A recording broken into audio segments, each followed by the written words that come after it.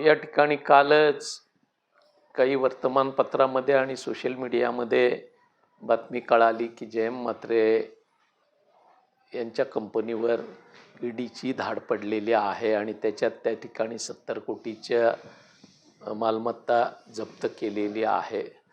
मला वाटतं त्यांच्या भाजप प्रवेशाचं कारण देखील हेच असावं की याच्यापासून सुटका करून घ्यावं म्हणून कदाचित ते गेले असतील.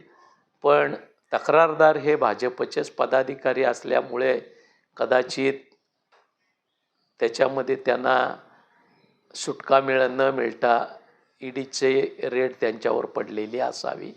निश्चितपणानं काही गोष्टी ह्या आपल्याला त्यांना सामोरच जावं लागतं हा याचा अर्थ आहे असं मी म्हणेन. दुसऱ्यांदाही रेड पडली. तेच मी सांगतो की हे सारं टाळण्यासाठी कदाचित ते सत्ताधारी पक्षामध्ये प्रविष्ट झाले असतील.